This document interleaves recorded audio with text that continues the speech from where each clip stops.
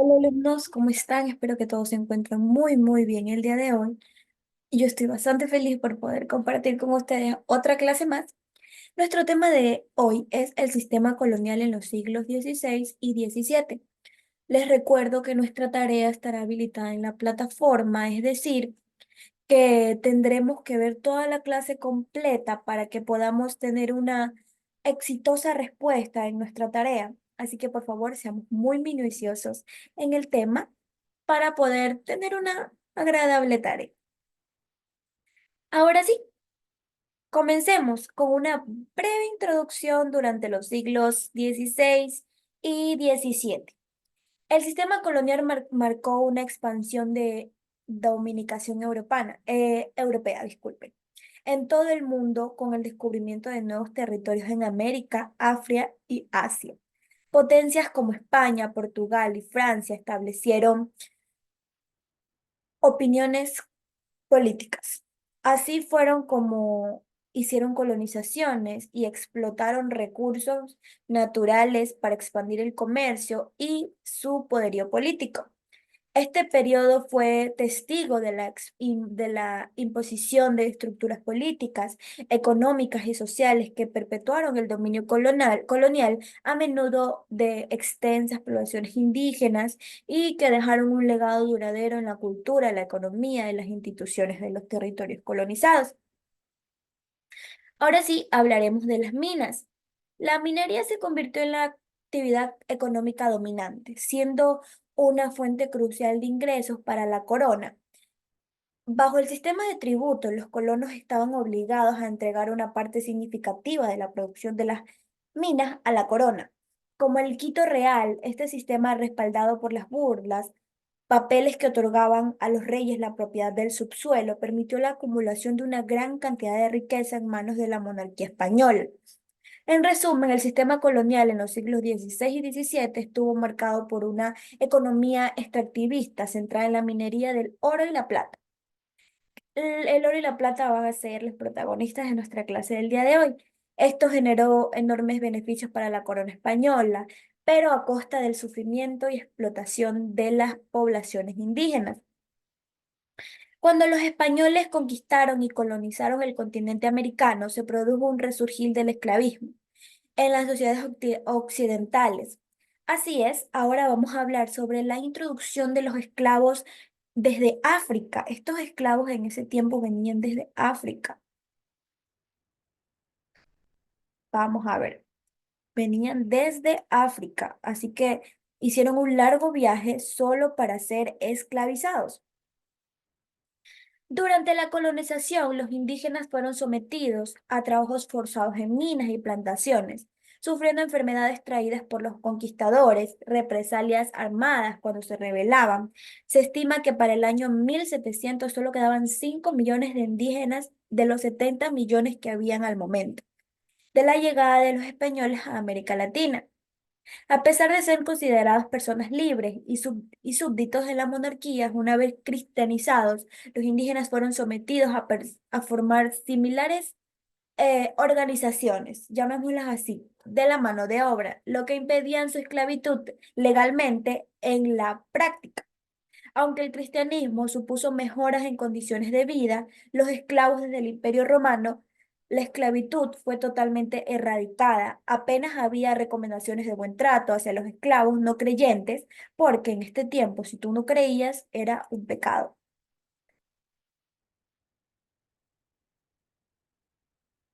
perpetuando así el esclavismo en la época colonial.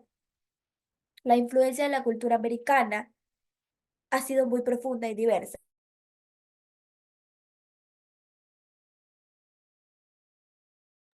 Extendiéndose así a través de la música, la danza y la religión. Aunque Brasil y el Caribe son regiones con mayor población afrodescendiente, la herencia cultural africana ha dejado su huella en toda Latinoamérica. O ustedes no me pueden decir que han ido de viaje a Colombia, a cualquier país y hay personas de color haciendo cosas increíbles, sus danzas, sus bailes, sus esculturas, todo es muy increíble. La herencia cultural africana dejó huella en toda Latinoamérica. El sincretismo religioso es un claro ejemplo de esta influencia, donde prácticas africanas se mezclaron con el catolicismo para dar origen como la santería, el candomblé, el vudú y la macumba. ¿Ustedes sabían que el vudú venía de África? Yo no lo sabía. Ahora lo aprendimos juntos. Estas creencias sincretistas incorporan elementos cristianos, como los santos, pero mantienen rituales propios de la tradición africana. Las comunidades afrodescendientes del Ecuador, aunque dispersas en varias provincias en la actualidad, tienen su origen principalmente en los sobrevivientes de buques negreros, así se llamaban, que encallaron a la costa del norte del Ecuador y a la costa sur de Colombia entre los siglos XVII y XVIII. Uno de los aspectos más destacados y reconocidos de la cultura afroamericana es su música. Se ha desarrollado y conservado una música distintiva que refleja la identidad de estas comunidades. La música afroecuatoriana, que refleja la identidad de estas comunidades, se ha caracterizado principalmente por el uso de instrumentos como la marimba, los tambores, las cuales desempeñan un papel central para la expresión cultural y social de estas comunidades.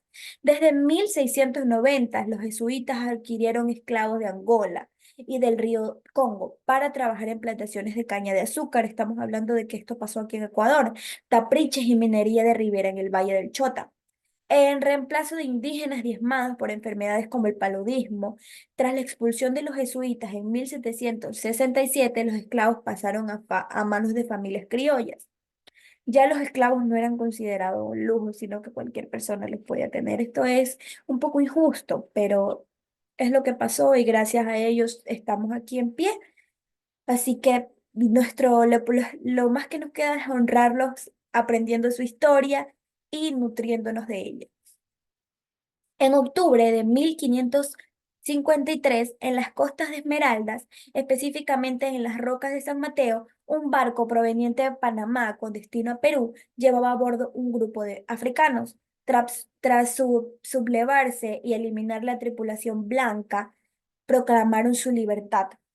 Ellos mismos dijeron, ya no más, voy a salir de estas cadenas.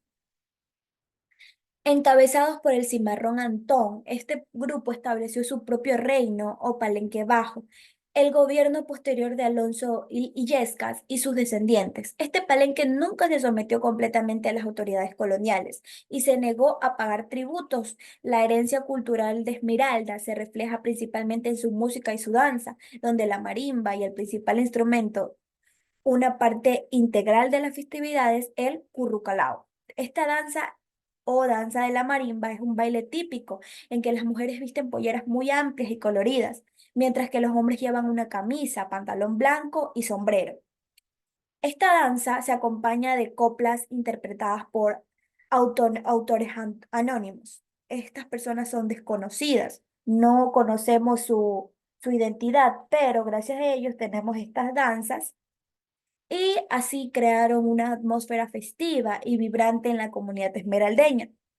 Se sabe que los esclavos sufrieron demasiado en aquellos tiempos. Solo de imaginarse que no eran vistos como humanos, sino como una presa, como cualquier cosa, como una cosa, es un poco triste de pensar, pero ahora las personas de color ya no son consideradas esclavos y actualmente todos tenemos los mismos derechos. Hablemos del tráfico de africanos. El tráfico de africanos existía en este tiempo, así como ahora trafican armas, drogas. En ese tiempo lo que se traficaba era africanos.